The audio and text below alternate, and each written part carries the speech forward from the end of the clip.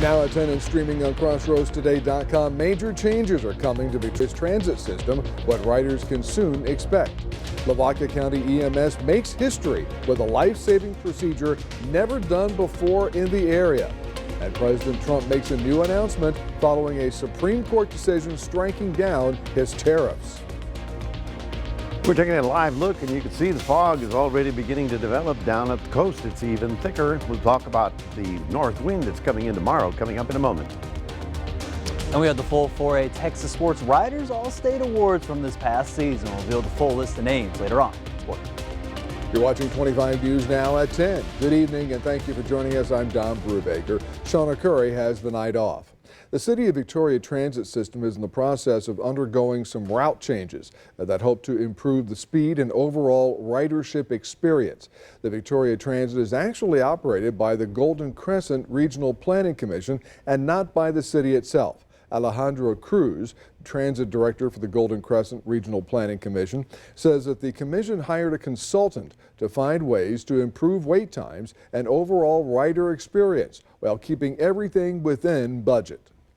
There were 6 routes that were proposed for 1-hour headway routes, and the 2 30-minute headway routes, passengers can expect to on an average of a 15-minute wait time on the 30-minute routes now. And then there's an average wait time of 30 minutes on the 1-hour routes now. So ultimately, it's just making it more efficient for our residents and riders. Cruz also says in addition to quicker wait times, the higher volume stops will eventually include a bench, a solar light, windbreakers, and a trash can. Cruz says that they plan to have everything in place by September of this year. Here's a look at how many people voted early today. 549 people voted in person and 125 mail-in ballots were received. So far for the March 3rd primaries, 1,836 people have cast their ballot. That's just 3.2% of Victoria County voters. If you have not voted yet, there's still time. Early voting for the March 3rd primary runs through Friday, February 27th, with Election Day on Tuesday, March 3rd. Polls are open from 7 a.m. to 7 p.m. tomorrow, 9 a.m. to 3 p.m. Sunday, and 7 a.m. to 7 p.m. Monday through Friday next week. Early voting takes place at the Dr. Patty Dodson Public Health Center at 2805 North Navarro. Lavaca County Emergency Services accomplished an historic health procedure this week. It's the result of new developments created here in South Texas. 25 News Now reporter Trent Whiting joins us now with details on the incident and the life-saving system in place that helped Lavaca EMS save the grandmother of one of its employees.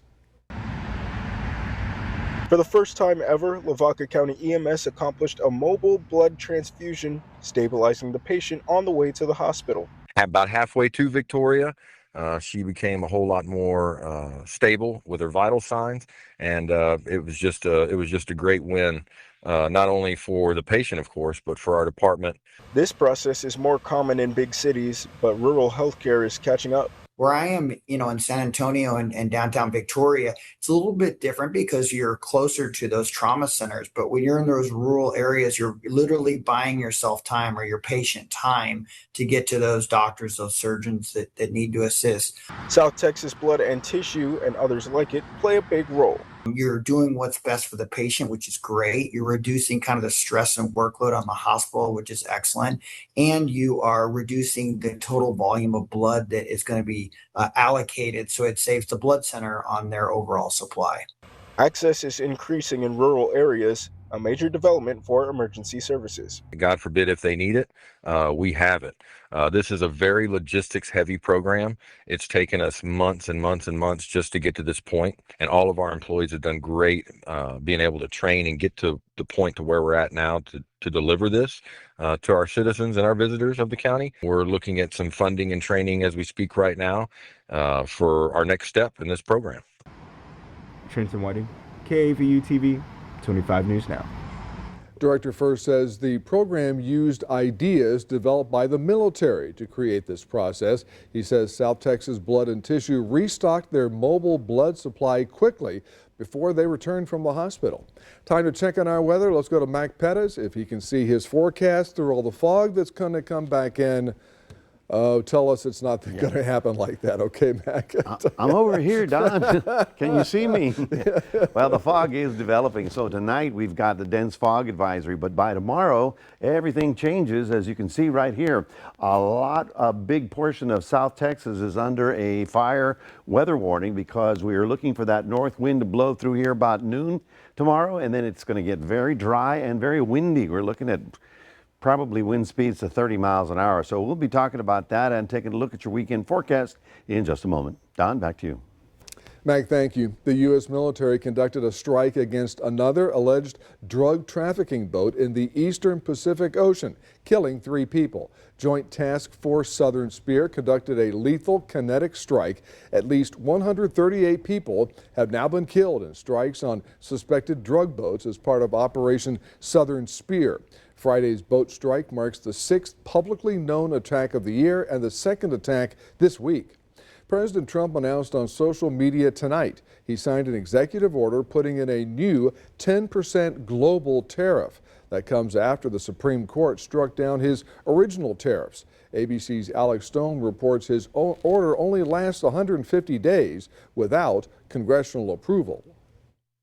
Tonight, a furious President Trump calling the Supreme Court justices who ruled against his global tariffs fools and lapdogs and unpatriotic and disloyal. It comes after the 6-3 decision striking at the heart of the president's economic agenda. The court declaring President Trump's sweeping tariffs are illegal. The president reacting.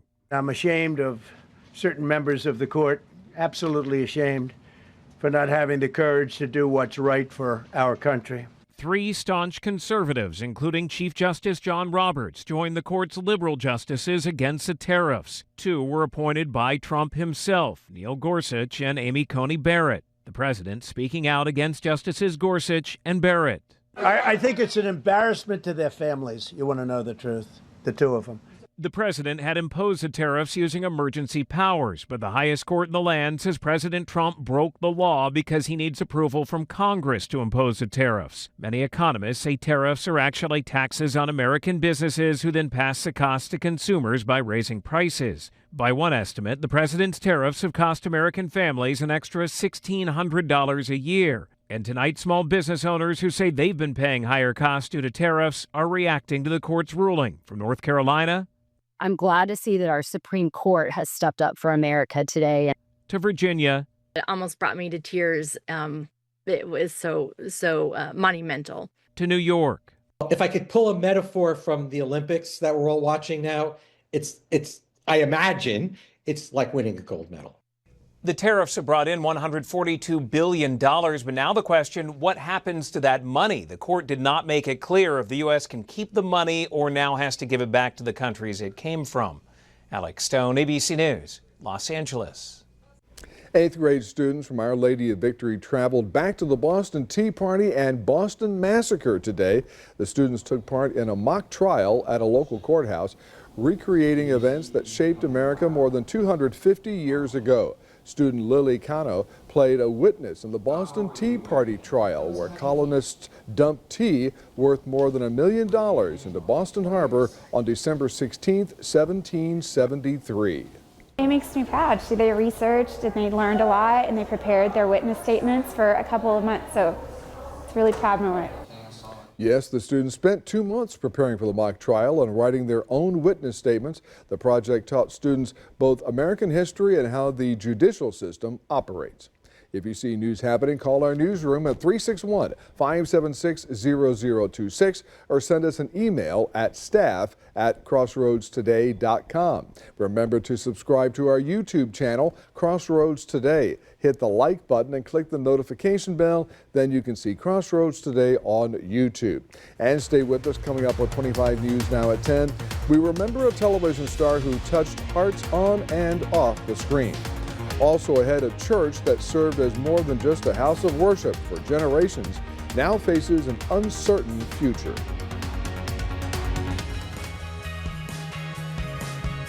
Here's a look at what you can expect on Community Crossroads. We hear from the Victoria Symphony, we hear from Ashley Furniture, and the City of Victoria.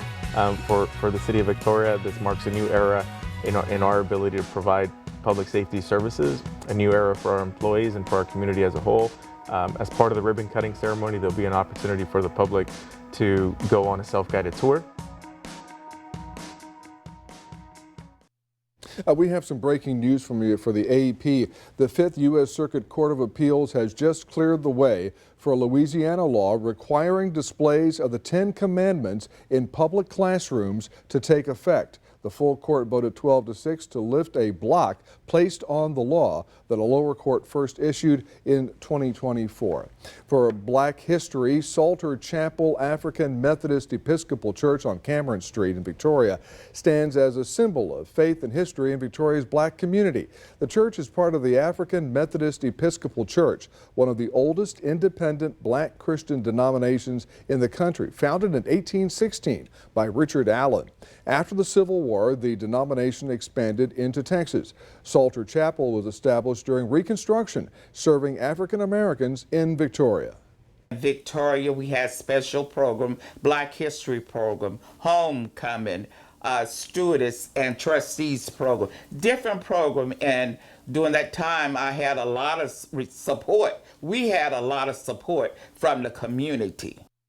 There has not been a worship service inside the church since 2022, with members citing declining attendance and financial challenges.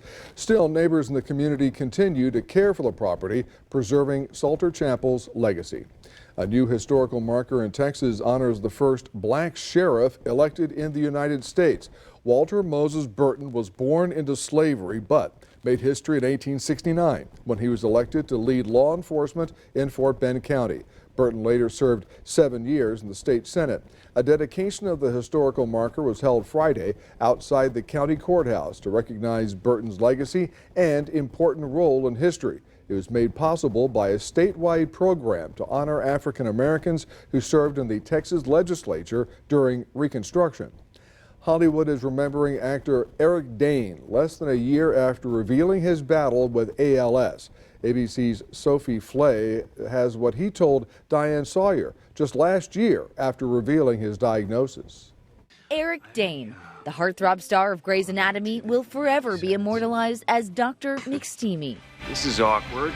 He would play the role of Dr. Mark Sloan for 6 seasons, 145 episodes. But more recently, it was the HBO series Euphoria that introduced him to a new generation. Not my biggest regret. You are. It was spring of last year when Dane announced he'd been diagnosed with ALS, also known as Lou Gehrig's disease. He opened up to Diane Sawyer. Yeah, my left side is functioning. My right side is completely stopped working. And then your left arm is fine? No, it's going. I'm fighting as much as I can. There's so much about it that's out of my control. Just 10 months after going public with his diagnosis, Dane passed away yesterday. A spokesperson saying he spent his final days surrounded by dear friends, his devoted wife, and his 2 beautiful daughters, Billy and Georgia, who were the center of his world. My father was taken from me when I was young, and now, there's a very good chance I'm going to be taken from my girls while they're very young. I mean, I really, at the end of the day, just all I want to do is spend time with my family and work a little bit if I can. And make sure that you tell them that you love them. Every day. Every day. They're loved. They know it. Sophie Flay, ABC News, New York. To get more news, weather, and sports, come to our website, crossroadstoday.com. Crews started heading out on the water today for the Texas Abandoned Crab Trap Removal Program. It's a statewide effort to clean up our coastal bays. For 10 days, crews will be in the bay to remove the traps they say can hurt wildlife and create navigation hazards. During a short closure period, volunteers and partner agents sweep the bay, haul in those traps, and dispose of them properly, protecting crab populations and marsh habitats in the process. In addition to being litter, the traps also continue to, the term we use is ghost fish. They continue to catch crabs and fish even though they're not being baited. Something goes in, can't get out, it dies, it becomes the bait. So it's a continuing process. So that's another reason that we work, or probably the most important reason that we work to get them out of the bait. Last year alone, San Antonio Bay Partnership volunteers pulled more than 1,000 traps from the San Antonio Bay system. You may want to cherish your next bottle of Topo Chico because it may be a while before you can get your next one. Coca-Cola owns the carbonated mineral water brand and says it is temporarily unavailable in the U.S. The beverage giant, in a letter to distributors, cites issues at the wells in Monterrey, Mexico, for the recent slowdown in production. Those issues include quality concerns. Officials say a temporary stop in production orders will allow for investments to be made in facility upgrades, quote, at the water source, unquote. A Coca-Cola spokesperson says the drink will be back later this year. What are we going to do without Topo Chico, Mac? I don't know about you, Don, but I'm just going to call my cousin and ask him to ship me some contraband or something. Well, folks, we are already looking at the fog beginning to develop. It's very, very thick down along the immediate coastline. We're at 71 right about now. Today we were able to get up to 82. Tomorrow we'll get up to about 80, but then that north wind comes in and all of a sudden it's going to feel like February. We'll talk more about it after this. For people in our community, nighttime doesn't mean sleep. It means survival. 25 News Now reporter Trenton Whiting takes a closer look at homelessness here at home, the challenges people face every day, and what's being done to help. Being able to go take a shower and rest and good to go to work the next day and be comfortable without having to go to work dirty, that'd be awesome. Life without a home. Thursday at 10 p.m. Well, it's going to be an interesting day tomorrow. We're going to start off with the soupy skies and the fog in the morning, so drive carefully. But then by afternoon, actually about lunchtime maybe, this frontal system should start pushing down through our area, and all of a sudden you're going to feel a north wind blowing through the area, and so everything's going to clear out. In fact, we're going to be going from a very humid environment to a very dry, arid environment as that north wind kicks in. It's also going to knock the temperature down just a little bit. So this storm center is up here in the central plain, so it's really too far away to actually trigger off anything for us. So we're not going to get any precipitation. We'll probably just see that cloud cover as that front passes through tomorrow.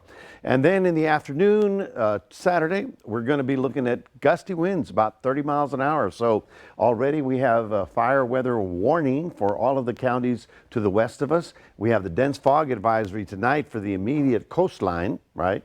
But we'll be in this stuff in the soup in the morning. But then noontime, everything blows away. And of course, in way south, deep South Texas, they have a fire weather watch. So basically all of our area of Texas, very dry winds, very strong winds, very low vegetation. Everything's still dry, dormant from winter. And so we haven't had any rain in a while. So yeah, let's all be very careful with anything that looks like a flame outdoors. And I'm even talking about a pickup truck going through grassy fields. So just think about it. So again, we're looking at that soupy stuff in the morning hours, down to half-mile visibility. That'll burn off about 8 or 9 o'clock, and then we'll have a big change because look at this. Even though the front's coming through, we'll get up to about 80 degrees. Then the north wind will cool us down. On Sunday, we're only looking at 68. And then 69 on Monday. But these 2 mornings, we'll be down to the 40s and maybe even upper 30s. So yeah, it's going to feel rather chilly. Winter storm number 1 up here. Winter storm number 2 sort of glances by our area and then moves away. Winter storm number 3 is way out here. That would take 5-7 days to get to our area. What we're going to get is not really good news. I was hoping it would be a better week. We're going to get this northwest wind here. Now, what is that? Well, the air aloft, up high, is going to be coming from the northwest down to the southeast. This is a very dry wind for us, and so we're out of the moisture business, we're out of the rain business, and that storm in the northwest is probably not going to make it into our area. I'll get the tail end of it again. So We're not having any luck in getting any significant rainfall for my local farmers, and so we'll just have to grin and bear it for a little bit longer. We are looking at a mist or a drizzle in the morning hours. That's what you see here. Then by noon, the wind shifts around, dry and windy for the rest of the evening, and then very windy. Some branches will be knocking around the wind and the windows, the windows. We're looking Cuero getting up to about 77 in the afternoon wind. And Sunday's still on the breezy side. That's why we still have the alert days, because if those tree branches hit a power line, you know what happens there. After that, we've got 3 days of cool weather, and then next week we'll be back up into the 80s again.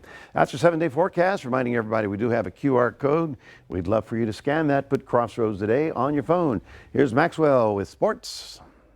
That's right, Mac. Tonight we had a lot of area-round girls basketball playoff action that we're going to highlight. After the break, we'll give you some final scores, some stats from tonight's action. So stay right there.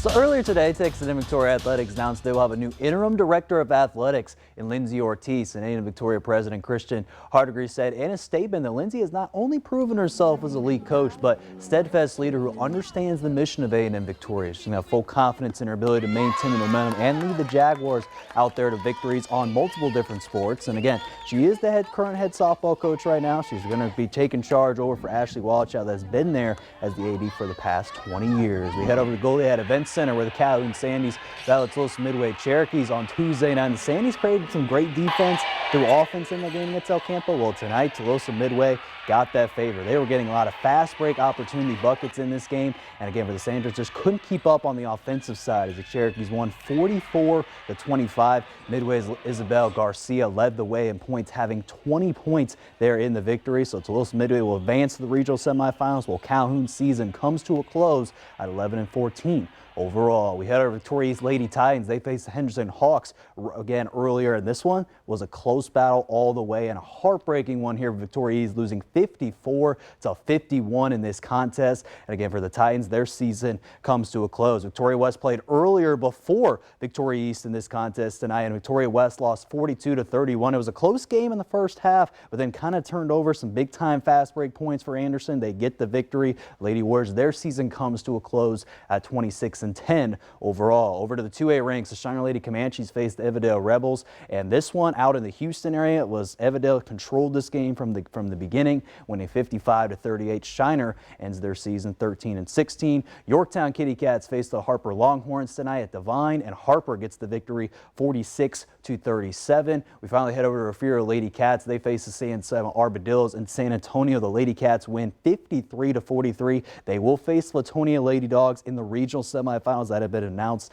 Monday night at 6:30 p.m. out at Yoakum High School. We head over to football honors, where for our 6 p.m. show we highlight the 2A and 3A All-State Awards. Well, we're going to turn our attention to the 4A All-State Awards. For first team offense went out to Cuero wide receiver Walker Dietz, and then all-purpose player went out to Bay City's Kamarian Wiggins. And third team offensive quarterback went to Jackson Marie, with honorable mention defensive players going to Jordan O'Neill for Bay City and linebacker James Copeland. So if you want to see the full list for Bay City and Cuero, the only names that are listed there from the 4A ranks, just go to crossroadstoday.com/sports. And now this entire week we've talked about Victoria West swimming, and well, they had their chance at the 5A state meet today. We had our athlete of the week, Gloria Palmer, Claudia Rodriguez, Riley Anders, Haley Ure. Well, the results, didn't really break kind of under the minute that Connor Palmer was mentioning in our athlete of the week yesterday, but still ended up with a minute 3.61 in the 100-meter butterfly. Then out in backstroke, it was a minute 7.22. And then in the 400-yard freestyle relay, all four girls broke their previous time from regionals, getting a minute off their time, 3 minutes 55 seconds, .34. And again, congrats still for a great time out there in swimming for all those swimmers. And again, wish them luck for Haley and Haley and others out there next week. And finally, shout out to Victoria West boys and girls soccer teams. They got victories tonight, with the girls winning 4-2. The boys won 3-1 tonight. And Victoria East girls soccer beat Richmond Thomas. They officially are now 12-4 and 3 overall, 7-1-1 in district. Again, shout out Lydia Traxler had a shout out with 7 saves tonight. And then also, how about over in baseball? Victoria East Bentley Blinka had a no-hitter tonight, 13 strikeouts in their win against Sweeney in tournament play. They're back in action tomorrow night. That's going to do it here in sports. Don, back to you. Max, thank you. Stay with us. Coming up on 25 News Now at 10, we'll take a last look at your weather. Plus, long-necked neighbors at a zoo face off in an unexpected showdown.